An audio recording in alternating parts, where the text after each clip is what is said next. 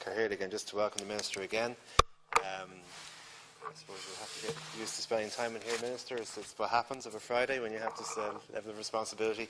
But it's great that a piece of legislation such as this has come before this House with support from right across the House, and also that it's going to be enacted in time to be ready by early September, which I think is a great achievement on your behalf. In fairness, coming into the brief, given the delay with formation of governments, there was a suggestion or a fear that this might not necessarily be ready in time, but you've prioritised it, you've made it happen, and I think you should be absolutely congratulated for doing that.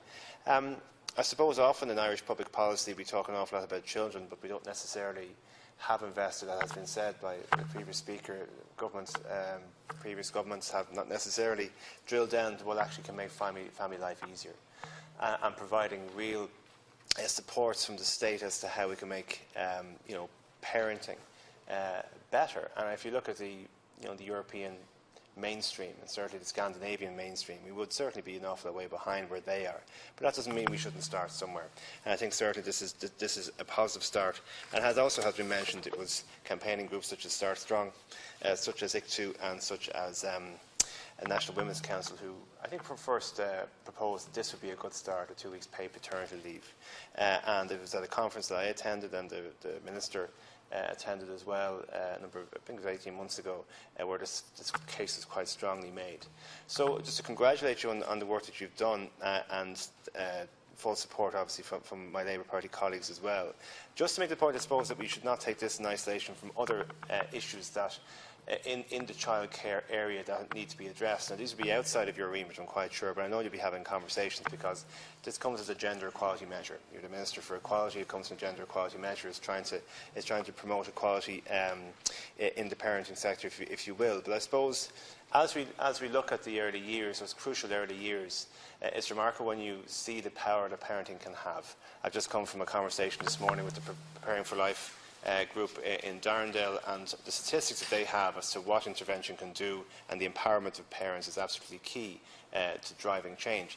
And if you look at as I often quote the report, the Hart and Risley report from 1995, it's an American-based report, so some of the language is a little bit Americanized, but they say that your average 3-year-old from a welfare-dependent family has 1/3 the oral language capacity of a 3-year-old from a professional family. And basically, a 3-year-old from a poor family has about 400 words, and a 3-year-old from a rich family has about 1,200. That's before they come anywhere near school.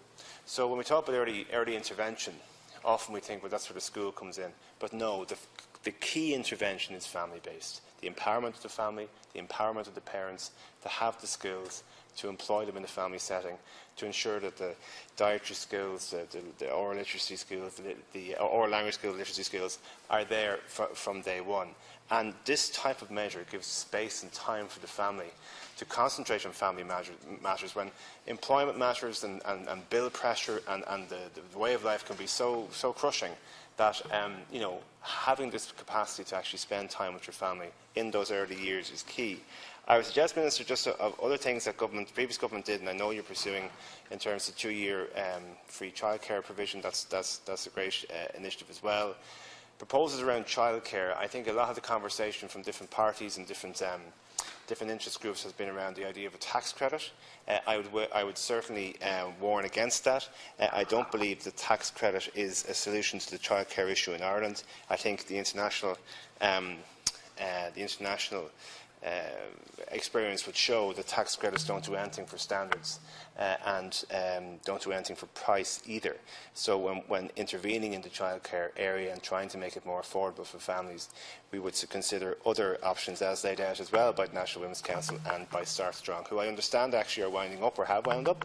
Start Strong, I want to pay tribute, if I might, to those involved in that organisation. It was very much an evidence-based organisation trying to provide evidence-based material for policymakers to consider when driving forward the interventions in the early years sphere, and they've come to the end of their existence. I think that's a shame, but certainly their input can be seen all over this piece of legislation. I would suggest, Minister, that again, in congratulating you on what you have done and what you've achieved here, that we could have further conversations about the nature of employment as an equality tool, because, you know, many of the groups that I know you're dealing with will all say that employment is a key indicator of equality. In fact, discrimination is the workplace where discrimination happens most readily.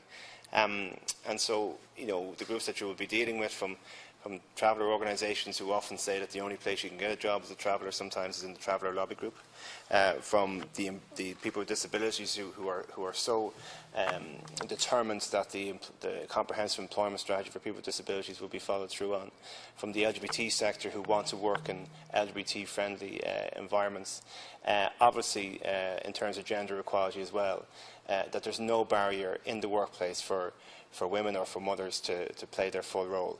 So I suppose to always remind ourselves of the power of employment as an equality measure, because it gives a great sense of self, it gives a great sense of identity. It's probably one of the first things you say to somebody when you meet them is, you know, where are you from and what do you do?